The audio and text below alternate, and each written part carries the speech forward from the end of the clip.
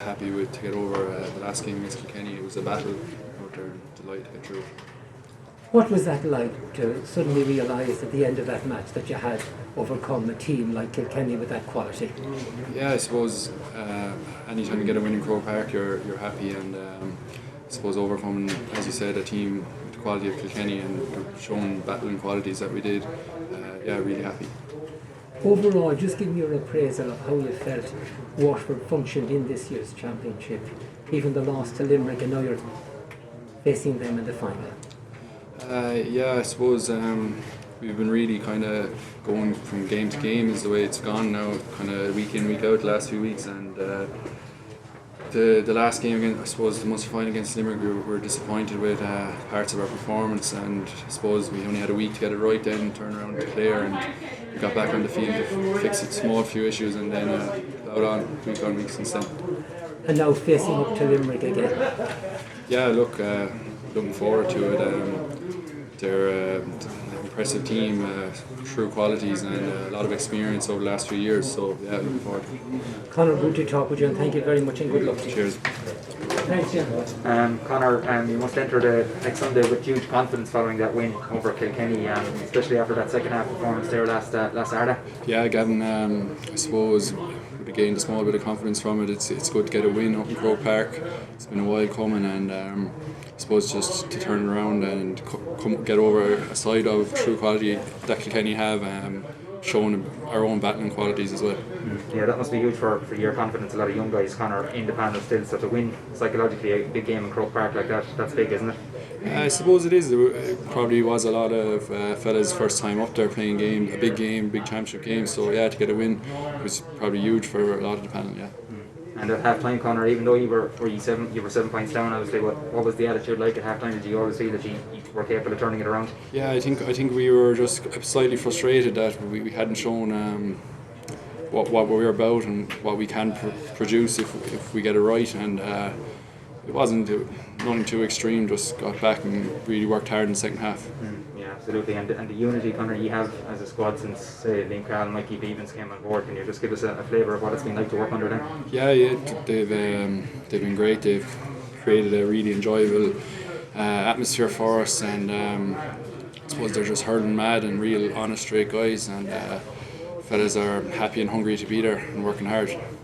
Absolutely. Big honour for yourself on Sunday. Obviously, first heavy side match to be captaining Waterford as well, so that's a huge honour for yourself, the club, and the family. I suppose it's probably more so an honour for the family and the club than it is for me. You wouldn't really think about it much. You're kind of focused on your job, so maybe for the people outside of my circle, like say the club and stuff, they probably feel a bit more pride than I do. Yeah, I know you were saying it the last couple of weeks as well with Pádraig Mahony's injury. Of course, you have the captaincy. He's been very good to you as well. You were saying behind the scenes. Yeah, look, Pádraig's great. Always be talking to him, learn a lot from him, and he's always there to lean on or just have a small chat if you need to. And it's really helpful, yeah. And the fact you played Limerick already, Conor, obviously in the Munster final they got over the line, but you'd have played them a lot, minor under 21 growing up as well. There's a lot of young guns on both sides that you'd be fairly familiar with one another. Yeah, I suppose we played them a lot. Say my own age, we lost in Munster final replay to them. Year after lost them in qualifiers, I say, Munster Championship as well. And then the years above us have as well. So look, we're familiar enough. I'd say there's a healthy enough rivalry, and look, they're obviously a very talented group of lads, and they've shown it over the last few years. Yeah, and they're saying Limerick are they might have been that impressive against Galway, but they're still winning games, and people are saying there's probably another notch in that Limerick team. But from your point of view, is it just about delivering, bringing your game to the table? I think we just have to focus on ourselves. If we were to read about everything that's written, I don't think we'd ever show up. So we kind of have to just focus on ourselves and control the controllables. Yeah, and the fact, Conor, there's been no crowds at the games this year, is that something you feel that maybe has played in your favour, that you're in just that circle yourselves? I haven't given it much thought now, but I suppose every team is the same, and I'm not missing the Waterford supporters there is a huge thing. They're so passionate, and they can really drive you on and galvanise a team. So, but then again, it's the same for every other team. So. Yeah, absolutely. And the fact the games are coming thick and fast, kind of people were saying, 3 weeks in a row would catch up on you, but are you kind of a guy who likes the games coming thick and fast? Yeah, I don't think that was ever going to be a problem really. It's nice to kind of bounce from game to game. It was the way the club was as well, so it was enjoyable as a player. Yeah. Definitely, yeah. And you've given a great praise to the people of Waterford, even though they can't be there, Conor. There was a great outpouring of emotion, I suppose, after the other night, and I suppose there is great support out there in the general public, not alone in Waterford but worldwide as well, people who aren't, I suppose, in the county.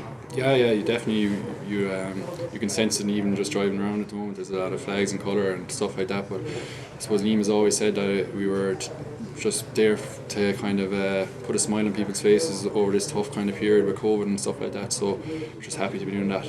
Yeah, and the impact of the bench, Conor, the panel, even the last couple of weeks, it just goes to show the strength and depth. People might have questioned that, but everyone even coming in off the bench has made a big impact as well. Yeah, look, everyone on our panel, I think there's a panel of 36 at the moment, and everyone has a chance and everyone really pushes each other hard, and you can see that the benches on all teams at the moment are kind of the difference at the moment, that they really come on and they really drive things on further in games and can help you see out games. Yeah, definitely, and I'm sure it was a big boost to your squad as well, that when everyone is supposed to be left in now to the All-Ireland final, the whole panel and backroom team as well, that was probably a difficult job for the management to even break it down to 26, so is that a good thing that everyone is being left in for such a big day? Oh, definitely, Gavin. Yeah, it's I suppose from the start we've been focused as a collective, so for them all to be there Sunday week is great. Yeah.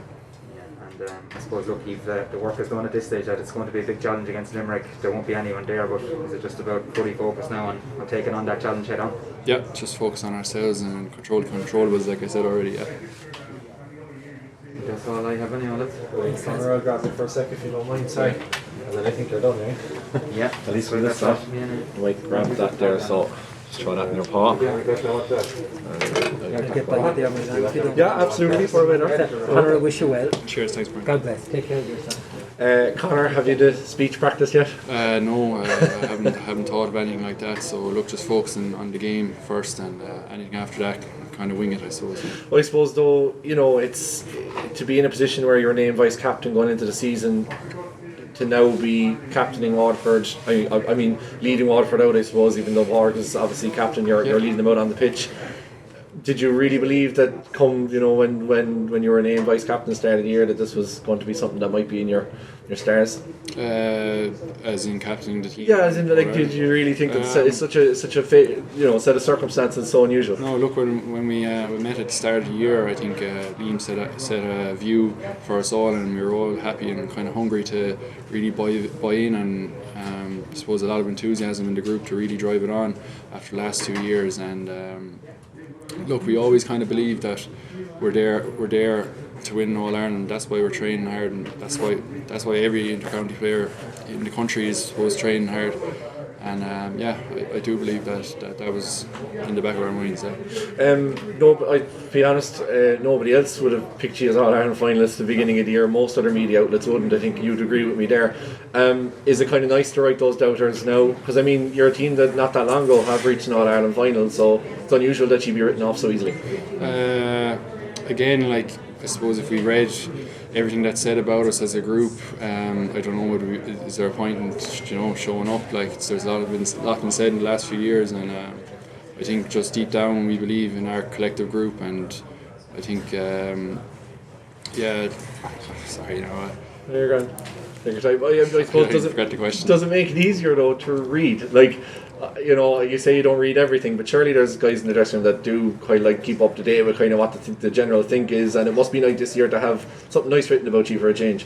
I suppose each individual is different, but at the moment I haven't taken in much, and it's working for me. So the last few years would have been tough. There would have been a lot said, and I think fellas would have maybe soaked in some of it and really used it as a driving force for this year. I spoke to Stephen Frampton as one of your selectors, and he said kind of one of the big things about Liam coming in is that he didn't really pay attention to the personalities, the ideas that were out there about certain players. Was that kind of refreshing? Because we all know that there's been, again, a lot said about individual players and certain attitudes, whereas Liam said he came in and it was a clean slate for everybody. Look, Liam is honest and straight, and I think a lot of lads just bought in and really got in behind him, and he set his stall out, and look, we were all enthusiastic at the start of the year and really wanted to work hard for Liam, and it seems to work so far. Can I take you back to the league game against Cork that you beat them? I suppose, how much confidence did that give you? It was a huge scalp on the day, and I suppose given the fact that you played them again then in the Munster semi and you bet them again, it kind of probably showed Liam came in and did the work, kind of showed that work was working. Yeah, I suppose, look, at the end of the day it's all about results and kind of winning games, so back in January when bet Cork, I suppose it gave us a bit of a lift after kind of such a long losing streak, I suppose, over the last 2 years, that it was nice to get that winning feeling again. Yeah. Is it kind of nice that you played Limerick already? You've kind of had a size of them. You have an idea of what they're like, and I suppose what have you learned from the game? It's simple that you can use now in the preparation to tomorrow's game. I think if you fall into the trap that you know what a team's like, you might be caught out. So there's always, you have to kind of expect the unexpected in a way, and they could throw anything at you. But in a sense, that Munster final, we weren't happy with some of our performance, and look, we just have to work on that and kind of control what we can control ourselves going forward. Do you mind if I press you? Like you said, you weren't happy with certain things. What were those things? Was a certain thing yourself, or was it just collectively as a group that you felt you hadn't quite gotten the best out of yourselves on the day? I think it was just we hadn't got the best out of ourselves on the day, basically. That was it, yeah.